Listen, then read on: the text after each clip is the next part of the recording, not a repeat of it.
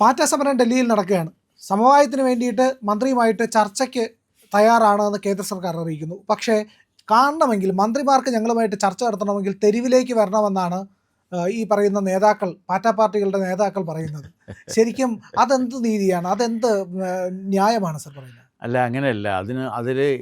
അതിലേക്ക് വരുന്നതിന് മുൻപ് കഴിഞ്ഞ ദിവസം അതീവ സുരക്ഷാ മേഖലയിലേക്ക് ഗറില്ല യുദ്ധ തന്ത്രം ഉപയോഗിച്ച് കടന്നു കയറിയിട്ടായിരുന്നു പ്രധാനമന്ത്രിയുടെ അവിടെ സമരം നടത്തിയത്. അത് ചെയ്യാൻ പാടില്ലാത്തതാണ്.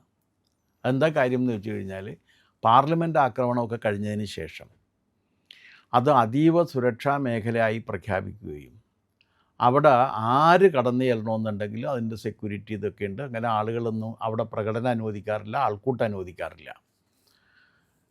പക്ഷേ ഇത് അവിടെ ഇവരെന്ത് ചെയ്യുന്നു വെച്ചാൽ, ഒരു മുതിർന്ന നേതാവിൻ്റെ ജന്മദിന ആഘോഷത്തിൽ പങ്കെടുക്കാനെന്ന വ്യാജേന കടന്നിട്ടാണ് പോയിരുന്നത്.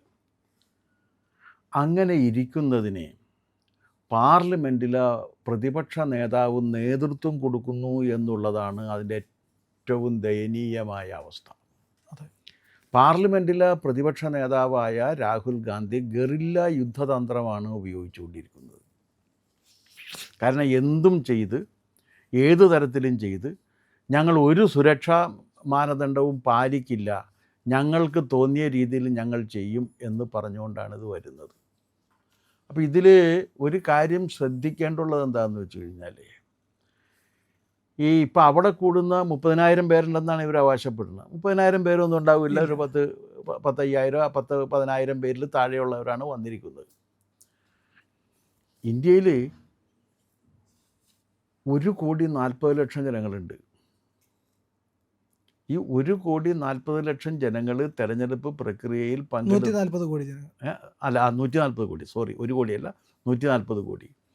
ആ 140 കോടി ജനങ്ങൾ തെരഞ്ഞെടുത്തിരിക്കുന്ന ഒരു സർക്കാരാണ് ഭരിച്ചുകൊണ്ടിരിക്കുന്നത്. ആ 140 കോടി ജനങ്ങൾ തെരഞ്ഞെടുത്തിരിക്കുന്ന സർക്കാർ ഭരിച്ചുകൊണ്ടിരിക്കെ അവരല്ല ഞങ്ങൾ ഈ 10,000 പേരാണ് അല്ലെങ്കിൽ 30,000 പേരാണ് ജനങ്ങൾ എന്നാണ് ഇവർ പറയുന്നത്. ഇതെന്താണെന്ന് വെച്ച് കഴിഞ്ഞാൽ, ഇത് ബംഗ്ലാദേശിലും നേപ്പാളിലും ശ്രീലങ്കയിലുമൊക്കെ പ്രയോഗിച്ച ഒരു തന്ത്രം ഇവിടെ പ്രയോഗിക്കുകയാണ്. അതെ. എന്ന് വെച്ചാൽ ഒരാൾക്കൂട്ടം അങ്ങോട്ട് ഇളകി വരിക, ആ ആൾക്കൂട്ടം വന്നിട്ട് അരാജകത്വം ഉണ്ടാക്കുക, ആ അരാജകത്വം വരുമ്പോൾ ഞങ്ങളുടെ അടുത്തേക്ക് എല്ലാം തെരുവിലേക്ക് ഇറങ്ങി വരിക എന്ന് പറയുന്നത് പോലെ. ഇപ്പോൾ ഇത് തന്നെയാണ് ചെയ്തത് ബംഗ്ലാദേശിൽ. അവരുടെ വീട് ആക്രമിച്ച്, അവരുടെ കൊട്ടാരം ആക്രമിച്ചു, അവിടുത്തെ പാർലമെൻറ്റ് ആക്രമിച്ചു, എല്ലാം ആക്രമിച്ച് കഴിഞ്ഞപ്പോഴേക്കും ഒരു സത്വ അവിടെ വന്നിരുന്ന്, അദ്ദേഹത്തിൻ്റെ പേരാണ് യൂനസ്, മറ്റേ ജോർജ് സോറോസിൻ്റെ ശിങ്കിടിയായിട്ട് നിൽക്കുന്ന യൂനസ് അവിടെ വന്നിരുന്നു. ഇപ്പോൾ യൂനസ് എവിടെ ഉണ്ടെന്ന് ആർക്കും അറിയില്ല, വേറെ ഗവൺമെൻറ്റും വന്ന്. അപ്പോൾ ഇത് ഏതോ ഒരു അജണ്ട നടപ്പിലാക്കാൻ വേണ്ടി അവിടെ ചെയ്തു. തന്നെ നേപ്പാളിൽ ചെയ്ത്, ഇത് ഇവർ ചെയ്തുകൊണ്ടിരിക്കുന്നൊരു തന്ത്രമാണ്. ഈ തന്ത്രമാണ് ഇവിടെ പ്രയോഗിച്ചത്. പക്ഷേ ദൗർഭാഗ്യവശാൽ അതിവിടെ പരാജയപ്പെട്ടു പോയി എന്നുള്ളതാണ് വസ്തുത. ഇവർക്ക് ചിരിക്കാൻ കഴിയുന്നില്ല. നമ്മളുടെ ഒരു മഹാഭാഗ്യം എന്താണെന്ന് വെച്ചാൽ, അവരുടെ ദൗർഭാഗ്യവും നമ്മൾ ഇന്ത്യക്കാരുടെ ഒരു ഭാഗ്യം എന്താണെന്ന് വെച്ചാൽ, ആ പരിപാടി പൊളിഞ്ഞു പോയി എന്നുള്ളതാണ്. അതിന് നേതൃത്വം കൊടുക്കുന്നത് തിരഞ്ഞെടുക്കപ്പെട്ട പാർലമെൻറ്റിൻ്റെ എല്ലാ സുരക്ഷിതത്വവും സൗകര്യങ്ങളും അനുഭവിച്ചുകൊണ്ടിരിക്കുന്ന ഒപ്പോസിഷൻ നേതാവാണ്. കുറേ 10-21 ദിവസം എവിടേക്കെയോ കറങ്ങി നടന്ന് ഏതെല്ലാമൊക്കെ ആളുകളുടെ കൂടെ നടക്കുന്നതായിട്ടുള്ള ചിത്രങ്ങളൊക്കെ നമ്മൾ സോഷ്യൽ മീഡിയയിൽ കാണുന്നുണ്ട്. മര്യാദയുടെ പേരിലും മാന്യതയുടെ പേരിലും നമ്മളത് പറയാതിരിക്കുകയാണ്.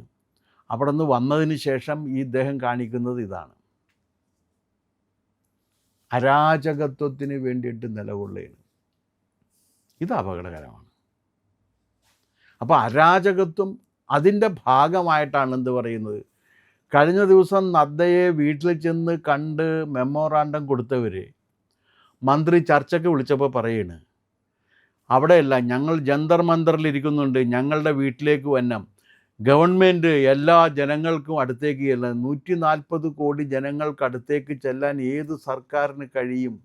പറയട്ടെ, ഏത് സർക്കാരിന് കഴിയും? ഏതെങ്കിലും ഒരു വിദ്യാസുരൻ അങ്ങനെ പറഞ്ഞു എന്ന് തന്നെ വെക്കുക. ആ വിദ്യാസുരൻ അങ്ങനെ പറഞ്ഞാൽ തന്നെ അത് അങ്ങനെയല്ല എന്ന് പറഞ്ഞു കൊടുക്കേണ്ട വിഡ്ഢിയാന്മാർ വേറെ അവിടെ ഉണ്ടായിരുന്നല്ലോ. അവർ പറഞ്ഞു കൊടുക്കണ്ടേ ഇത് നടക്കില്ല എന്ന്, ഇത് നടക്കില്ല എന്ന് പറഞ്ഞു കൊടുക്കണ്ടേ? മന്ത്രി അവിടെ പോയി ചർച്ച ചെയ്യണമെന്ന് ഒന്ന് ആലോചിച്ച് നോക്ക്. എങ്ങനെയാണ് മന്ത്രിയുടെ അടുത്ത് നിങ്ങൾ കൊണ്ടേ മെമ്മോറാണ്ടം കൊടുത്ത്, അപ്പോൾ അദ്ദേഹം അത് വായിച്ചു നോക്കിയിട്ട് നിങ്ങൾ ഇതിലൂടെ ചർച്ചയ്ക്ക് വരാൻ പറഞ്ഞ് ചർച്ച ചെയ്തിട്ടൊരു കാര്യമില്ല. ചർച്ച ചെയ്ത് കഴിഞ്ഞ ഒരു ഗോൾ പോസ്റ്റ് മാറ്റും. അതാണ് ഇവരുടെ തന്ത്രം. അതാണ് ഇവ എല്ലായിടത്തും അത് തന്നെയാണ്.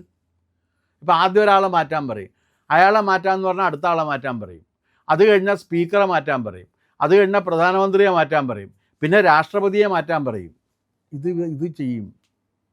അതുകൊണ്ട് ഇവരുടെ ഈ തന്ത്രത്തിന് ഒരു ഗവൺമെൻറ്റും വഴങ്ങി കൊടുക്കരുത്.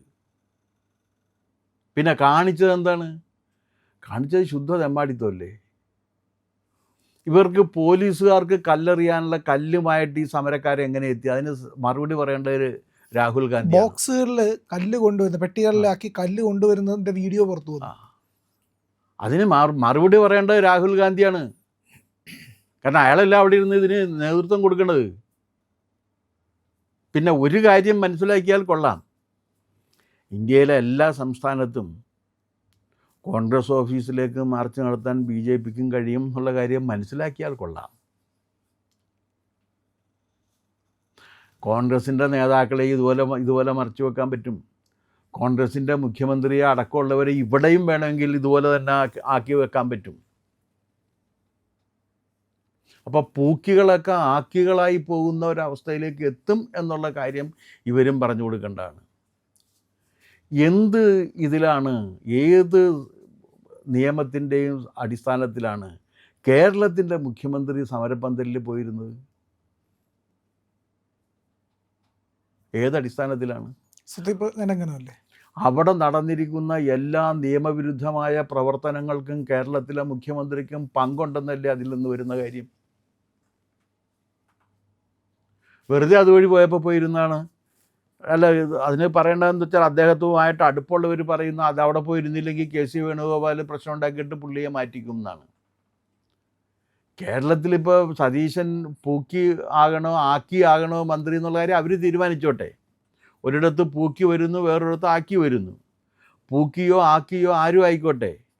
പക്ഷേ പൂക്കി ആയാലും ആക്കിയായാലും ഒരു കാര്യമുണ്ടല്ലോ, നിയമം അനുസരിക്കണ്ടേ? മുഖ്യമന്ത്രി വലിയ നിയമലംഘനമാണ് നടത്തിയിരിക്കുന്നത്. ചെയ്യാൻ പാടില്ലാത്ത കാര്യമാണ് ചെയ്തിരിക്കുന്നത്. അവിടെ പോയിട്ടിരിക്കുകയാണ് ചെയ്തത്. എന്തിൻ്റെ അടിസ്ഥാനത്തിലാണ് പോയിരിക്കുന്നത്? ഒരു മുഖ്യമന്ത്രിയാണ് തീർത്തും നിയമവിരുദ്ധമായൊരു സമരം നയിക്കേണ്ടത്? അല്ല, ഒരു മുഖ്യമന്ത്രിയുടെ പണി അതാണ്. പിന്നെ ബേബിയും ബ്രിട്ടാസും കൂടെ റഹീം ഉണ്ടായിരുന്നു. അത് ഇംഗ്ലീഷ് പറയാൻ വേണ്ടി ഇവർക്ക് ഒരാൾ വേണം എന്ന് കരുതിയിട്ട് റഹീമിനെയും കൂടി കൊണ്ടുപോയതായിരിക്കും. റഹീമാണല്ലോ ഇംഗ്ലീഷൊക്കെ പറയുന്നത് ആൾ. പക്ഷെ അതിനകത്തൊരു കാര്യമുള്ളത് എന്താണെന്ന് വെച്ചാൽ, ഇവർക്കാണെങ്കിൽ ഇപ്പോൾ ഒരു കാര്യമുള്ളത്, 10 പേരെ ഡൽഹിയിൽ സമരം നയിക്കാൻ കമ്മ്യൂണിസ്റ്റ് മാർക്സിസ്റ്റ് പാർട്ടിക്ക് കിട്ടില്ല. അവർ മാത്രമേ ഉണ്ടായിരുന്നുള്ളൂ, കേരളത്തിൽ നിന്നുള്ള നേതാക്കൾ മാത്രം 10 പേര്. പിന്നെ മറ്റെന്താണ്, ആ രഘുവംശവും കൂടി ചേരും, പ്രശാന്ത് രഘുവംശം. കാരണം അയാളാണല്ലോ അവിടെ കമ്മ്യൂണിസം നിലനിർത്താൻ, ഡൽഹിയിൽ കമ്മ്യൂണിസം നിലനിർത്തുന്ന MA ബേബിയും പ്രശാന്ത് രഘുവംശവും കൂടി ചേർന്നിട്ടാണ്. ഏഷ്യാനെറ്റിൻ്റെ മൊത്തം ടീമുണ്ട്, അവർ ചേർന്നിട്ടാണ് അവിടെ കമ്മ്യൂണിസം നിലനിർത്തിക്കൊണ്ടിരിക്കുന്നത്. പക്ഷെ അതെല്ലാം കൂടി ചേർന്നാലും 15 പേര് കൂടുതലില്ല. ഈ 15 പേര് മാത്രമുള്ളൊരു സംഭവമാണ് നടത്തിക്കൊണ്ടിരിക്കുന്നത്. അപ്പോൾ ഇതെന്താ ഇതിൻ്റെ ഒരു കാര്യം എന്ന് ചോദിച്ചു കഴിഞ്ഞാൽ, ഈ രാജ്യത്ത് അരക്ഷിതാവസ്ഥ ഉണ്ടാക്കി രാജ്യം കൊള്ളയടിക്കുന്നതിന് വേണ്ടിയുള്ള ശ്രമമാണ് ഉത്തരവാദിത്തപ്പെട്ട രാഷ്ട്രീയ കക്ഷികൾ നിലയ്ക്ക് ഇവർ ചെയ്തുകൊണ്ടിരിക്കുന്നത്. ഉടുക്കാൻ കിട്ടിയില്ലെങ്കിൽ വലിച്ചു കീറും എന്നാണ് ഇവർ പറഞ്ഞുകൊണ്ടിരിക്കുന്നത്. ഞങ്ങൾക്ക് ഭരിക്കാൻ കിട്ടിയില്ലെങ്കിൽ ഈ രാജ്യമേ വേണ്ട എന്നാണ് കോൺഗ്രസ് ഇപ്പോൾ പറയുന്നത്. ഞങ്ങൾ ഭരിച്ചില്ലെങ്കിൽ ഈ രാജ്യം നിലനിൽക്കേണ്ടതില്ല എന്നാണ് പറയുന്നത്. അങ്ങനെ രാജ്യദ്രോഹമാണ് ഇവർ ചെയ്തുകൊണ്ടിരിക്കുന്നത്. അത് കമ്മ്യൂണിസ്റ്റ് പാർട്ടി പണ്ട് മുതലേ രാജ്യദ്രോഹികളായിരുന്നു. ദൗർഭാഗ്യവശാൽ കമ്മ്യൂണിസ്റ്റ് പാർട്ടി അതേ പാതയിലേക്കാണ് ആരെത്തിയിരിക്കുന്നത്? കോൺഗ്രസും എത്തിയിരിക്കുന്നത്. അത് രാജ്യം നേരിടുന്ന ഏറ്റവും വലിയൊരു ദൗർഭാഗ്യം അതാണ്. കാരണം പ്രതിപക്ഷം എന്ന് പറയുന്നത് ഒന്ന് ഗറില്ല യുദ്ധമുറ സ്വീകരിക്കുന്നു, 2 നിയമവിരുദ്ധമായ രീതിയിൽ പ്രവർത്തിക്കുന്നു, 3 പാർലമെൻ്ററി ജനാധിപത്യത്തെ അംഗീകരിക്കാതെ ആൾക്കൂട്ടത്തിൻ്റെ അരാജകത്വത്തിലൂടെ പാർലമെൻ്ററി ജനാധിപത്യത്തെ ഇല്ലാതെയാക്കാൻ ശ്രമിക്കുന്നു. ഇതാണിപ്പോൾ ഇവർ നടത്തിക്കൊണ്ടിരിക്കുന്നത്. അതിന് എവിടെയെങ്കിലും വെച്ച് അവസാനിപ്പിക്കാതെ ഈ രാജ്യം നിലനിർത്താൻ കഴിയില്ല, രാജ്യം പുരോഗമിക്കാൻ കഴിയില്ല. ഇവർ ഇന്ത്യ വിരുദ്ധരായിട്ടുള്ള ലോകശക്തികളുടെ കയ്യിലെ ചട്ടുകമായി മാറിയിരിക്കുന്നു. ഇന്ത്യ വിരുദ്ധരുടെ ചട്ടുകമാണ്. ആ ഇന്ത്യ വിരുദ്ധരുടെ കൂട്ടത്തിൽ ആരുണ്ട്? ഇസ്ലാമിക തീവ്രവാദികളുണ്ട്, ക്രൈസ്തവ മത പ്രചാരണ ലോബികളുണ്ട്, അമേരിക്കൻ സാമ്പത്തിക താൽപ്പര്യങ്ങളുണ്ട്, ചൈനയുടെ സാമ്പത്തിക താൽപ്പര്യങ്ങളുണ്ട്. ഇതിനൊക്കെ നിന്നു കൊടുക്കുന്ന ചട്ടുകങ്ങളായി കോൺഗ്രസിൻ്റെ നേതൃത്വത്തിൽ ഒരു സംഘം മാറിയിരിക്കുന്നു.